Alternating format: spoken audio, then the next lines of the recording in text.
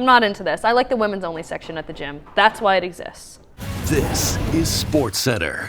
Hey, I'm Julia Teixeira, and this is not a drill, people. Training camps have already started to open in the NFL, and we're just 49 days away from the start of the season. Seriously, that's less than 50, meaning our getting ready for the season checklist can start to be completed.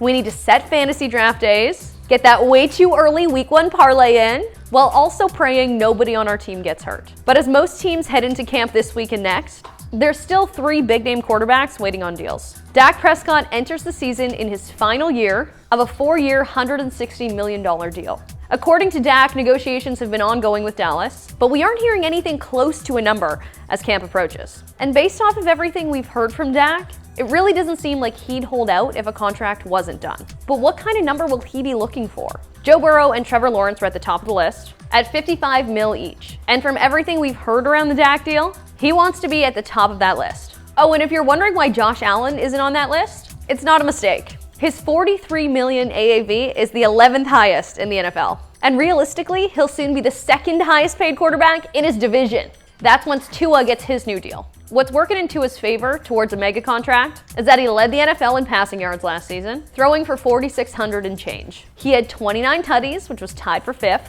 but there certainly are questions about his durability and his interceptions. And the durability especially would make some people hesitant about playing on the $23 million 5th-year option he's playing on now. But just like Dak, it doesn't seem like he'll be holding out, as Dolphins camp begins in 5 days. And Tua does have the backing of teammate Tyreek Hill, who said recently he should be one of the highest paid QBs in the league. Perhaps the most bizarre case of these QB contracts has got to be Jordan Love. Love was asked earlier this week about how his negotiations are going. Brian Goodickin says he hopes to have a contract extension done with you before the start of camp. Do you wish the same?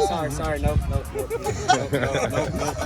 All right. News to come. Sorry. But by the way, laughed, it's gotta make you think that he's pretty confident a new deal will get done soon.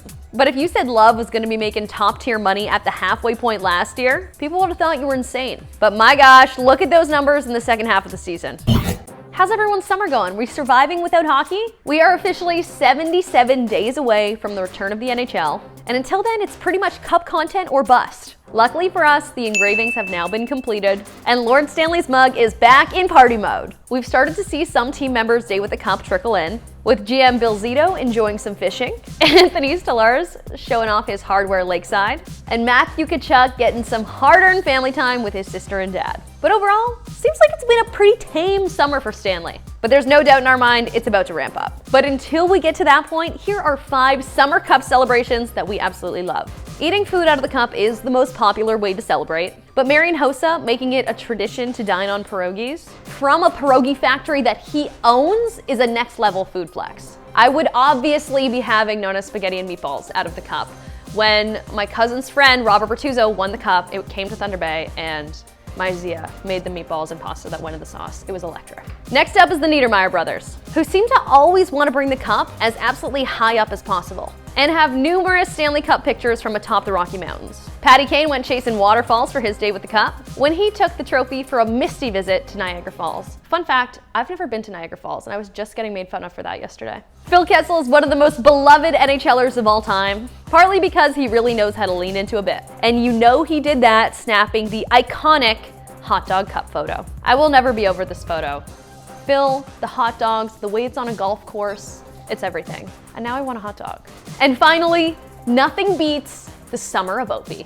From sleeping with the cup to swimming in a Washington fountain, and seemingly always having the cup lifted above his head. The summer of Opie will never be matched, which is hard, right? It's like we're on a downward slope, but at least we all got to enjoy it. That was a real special time. My day with the Stanley Cup, I don't know. The Stanley Cup would have a lot of, I've seen the Stanley Cup in Thunder Bay, and I know it has a lot of fun. So I'd throw a really big party at a camp, which is the most Northern Ontario thing I could say. And obviously eat the spaghetti and meatballs out of it. All right, now I'm so pleased to be joined by country music sensation and someone I've had the pleasure of getting to chat with a couple of times. It's Dallas Smith, everybody. How's it going? Doing all right. Yeah, Perfect. Good to see you. Yeah, you too. Thanks for doing this with us today. So we know you're not just a country guy, you're a big hockey guy as well, and most notably a Vancouver Canucks fan. Yep. So let's do some blind rankings. Put you on the spot this morning for the best Canucks all time. And we'll start 1 to 5 is the rankings we have with Pavel Bure. Oh. I'm gonna, well, Oh, that's a. That's a dagger to start with. I'm gonna put number 1. He was my favorite player as a kid. Okay, that's fair. Yep. Daniel Sedin. I put him number 3. Henrik Sedin. Number 2. Luongo. Number 4. And Trevor Linden. Number 5. I'm confident with that. Okay, that was really good blind rankings. I'm glad you didn't throw in Messier. I appreciate the confidence in those rankings. I think that's a good ranking. And I also feel like you're probably pretty confident heading into the Canadian Country Music Awards presented by TD. You're a legend in those parts. And today we have the honor, actually, of getting to announce the Album of the Year presented by Ford F-150. Let's so do I'm it. going to hand you a couple of names here. Okay. I'll get us started. The first nominee is Josh Ross, Complicated. Number 2 is Jade Eagleson, Do It Anyway. The third nominee is Mackenzie Porter, Nobody's Born With It. Tyler Joe Miller, Spillin' My Truth. And last, but certainly not least, we have Dallas Smith with your album, Dallas Smith. Look at that. Woo woo! Love So it. congratulations. I appreciate that. Thank you. Yeah, no problem. Yeah.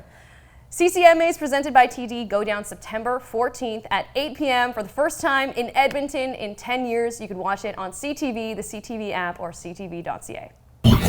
And just like that, the couch is gone and here I am standing again. And you could tell with me hosting, Marissa obviously not here today. That's because she's on her way from Saskatoon to Regina, as her, Luca, and Pac are going to be spending 24 hours at Mosaic Stadium. I don't even know what to say about this trio spending 24 hours in a stadium. I don't know what kind of snacks they packed. Will the concessions be open? What are they eating? Where are they sleeping? Like in a suite? I have a lot of questions. I'm excited for them to be answered. Well, she'll be doing the show from there tomorrow and hopefully answer all those questions for us. But for now, let's check out Marissa and a show favorite, Brother Vito, on their journey. So here's a new version of Roberto on the go. Here's Roberto's on the go. We're heading to Costco, the greatest place on earth, to get supplies for 24 hours at Mosaic. Let's go. Now, people might not know this, but Saskatoon doesn't just have one Costco. 2. That's right. Okay, we might be in some trouble here. We might have missed camping season at Costco. Blanket for the field. Got a couple chairs. Can you give me a hand with this? Sure. We also need to make watermelon helmets. I don't know how many we should get, and I also need one that's big enough for my head. All right. I feel like trail mix is important. Cheers down there. Honestly, I feel like we did pretty good, minus the tent. Actual drama trying to leave Costco though, because they only charged me for one watermelon, so I have to go back. Anyway, we're all sorted now. See you on the field. Listen, I always tell Marissa I could fix her brother. Vito, I could fix you. That's all for today. Marissa will be back right here tomorrow, 3 Eastern, noon Pacific.